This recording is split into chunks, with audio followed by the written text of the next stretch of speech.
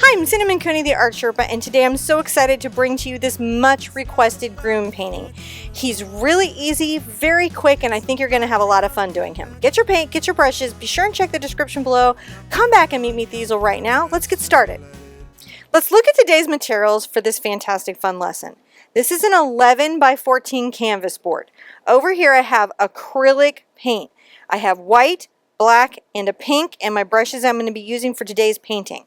If you'd like to know the exact colors and materials and brushes I used in this lesson, go ahead and check the description below for that. All right, let's get started. Now, I have here a number 4 round, and I'm going to use that to sort of show you how you can sketch or draw him in. I recommend you don't draw him in with paint like I'm about to, but I'm going to use something so you can really see it at home. I recommend you use chalk or something. If you're not somebody who draws, go ahead and take advantage of our link in the description below for the free traceable. So his face and men's faces in general are much squarer than girls' faces. So I'm going to come down here and give him a very square jawline. I'm going to make sure that I have nice little ears. They're going to be tucked around right at his eye line, and I'm going to bring down a smart hairline. Our particular gentleman has a very smart hairstyle, and I really thought about that when I was creating him, what kind of hair he would be sporting. If it would be traditional, non-traditional, and I think, keep in mind that you can customize this for anyone that you're making it for, if it's for somebody as a gift who's getting married. I'm going to come around here, add in a little ear, and then very, very lightly, let me show you, at the halfway point of the face, I'm going to bring in an eyeshadow. I didn't do features here, one, because this is a stylistic choice inspired by the fashion industry, and also because it allows your groom to be whoever you're painting this painting for. Now I'm going to draw on his shoulders, which are quite broad, and have nice angular lines. If you've ever painted with me before and you've done any of my Sherpa girls, you know those lines are a lot more round and organic, and he probably is standing out to you quite a lot for his square lines. I'm bringing a V down underneath his head. That's going to be the inside of the tuxedo. The collar is going to come out at a slight angle. And let's slope over some shoulders. These should be broad and sloped. See how we have that there? And now I'm going to bring the shoulder down for jacket. I'm creasing the coat, coming in where the hand is at the pocket. Now his waist is going to be different than how we've done them before, and you're going to want to make sure you have a nice barrel area. Just bringing this down, and let's leave a little opening space, a little dynamic space that we can see behind him.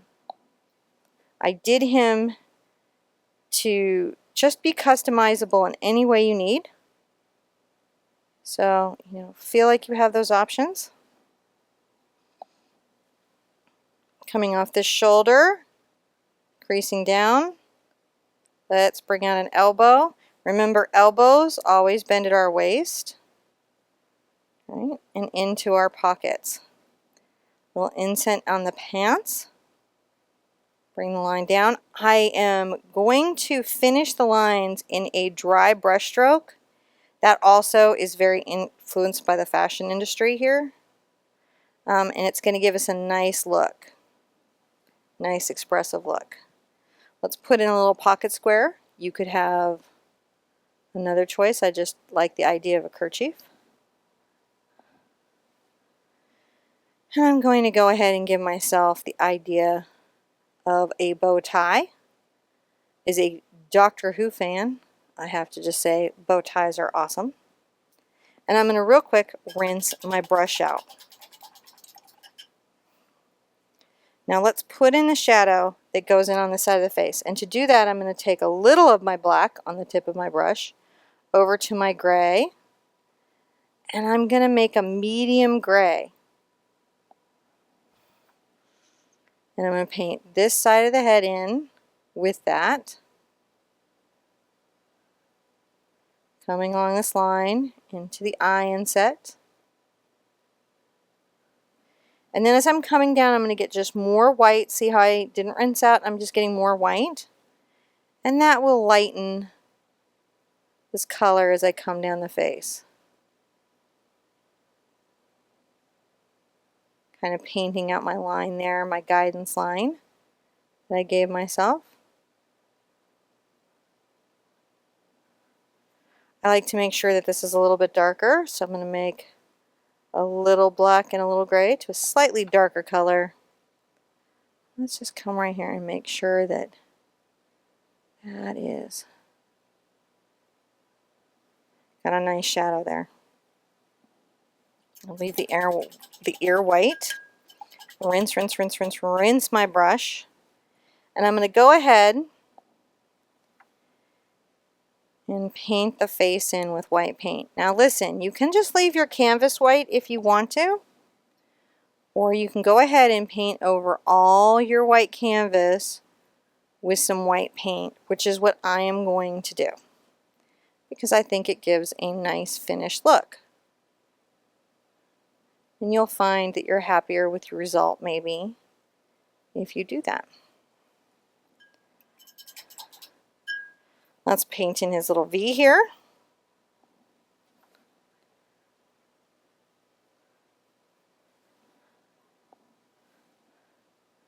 Just making sure that's got a nice amount of paint there.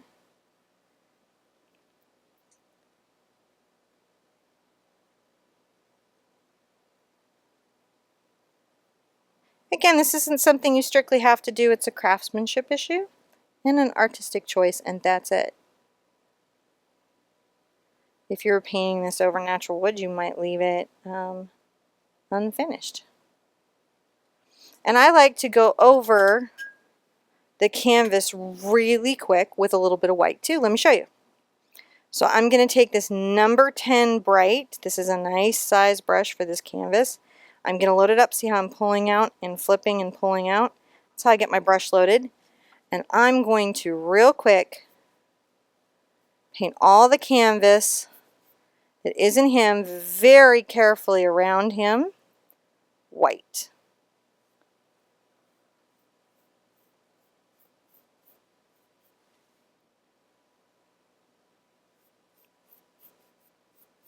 There we go.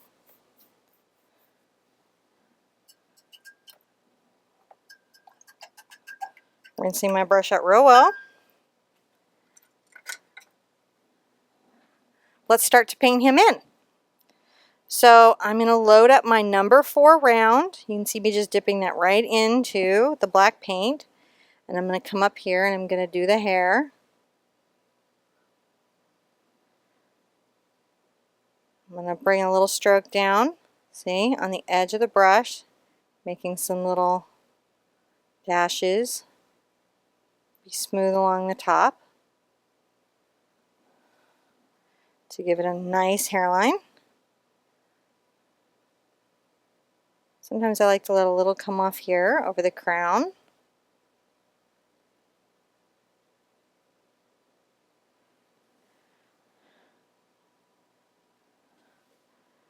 Alright, coming down here and pulling it a little bit for some sideburns, but you can make this work however you want. I didn't really set up this design, you know, specifically for facial hair, but you could put that right there if you wanted to. I'm going to come in and work my bow tie. Truly and honestly believe bow ties are best. Now I chose to do a very black and white classic look, but you could color these elements any way you wanted to.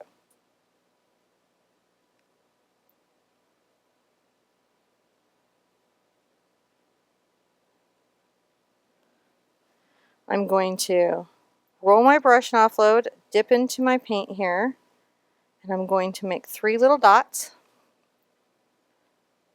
1, 2, 3. Try to keep them in a nice line. All right. Now just here with my small brush, because it's a very tight space, and then I will probably change to a larger brush so I can be comfortable painting this whole piece. So see, I'm just painting this all black. Don't rush ahead because I have special instructions at the legs. Alright, once I have that in, I can rinse out my brush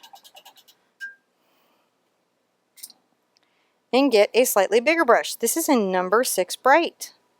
I'm not even going to worry too much. I can get a little wet, drag off the extra water, load, pull, pull, pull, flip, pull, pull, pull. See how it's nice and loaded?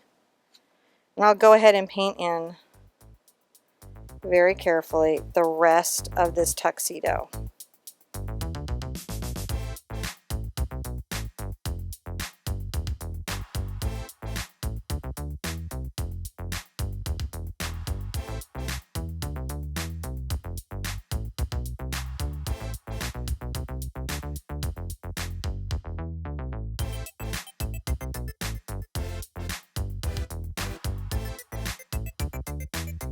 Now at the pants, I'm going to be a little bit artful and a little bit expressive. I'm going to move my canvas so I have a nice control over it.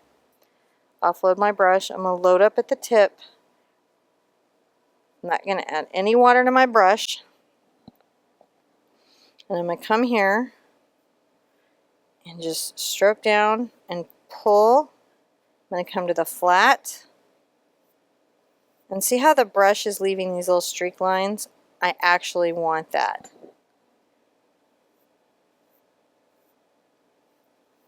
This is a dry brush, and this is going to give it the fashion look. So here's the trick. We can come here, and we want that part where it's just the bristles leaving a little bit of paint. We don't want to make that neat in any way. Resist the urge. Should be expressive and messy and a little bit longer on this inside leg than this outside leg. Your mind is going to finish the pants. Now on this one, I like to take my longest line down the middle. So I'm going to switch kind of to the edge of my brush a little bit for a second and see how I pull it down, but allow it to taper off. Also, my legs are narrowing even on these implied loose strokes. See?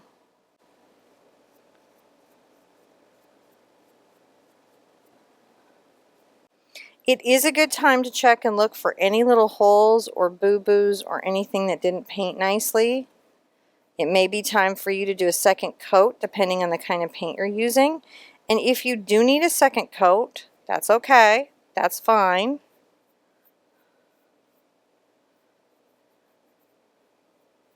Go ahead and get one. Now I'm going to customize my pocket square.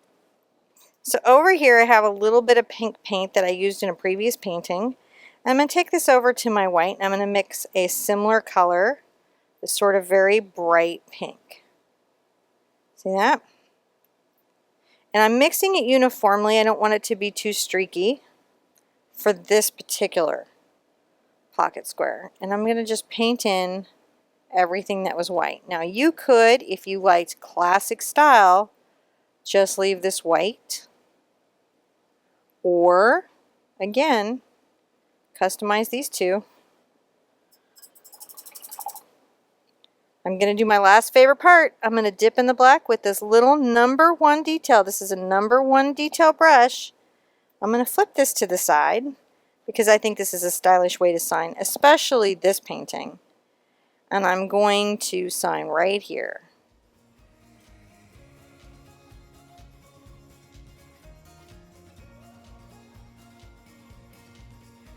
It's that easy.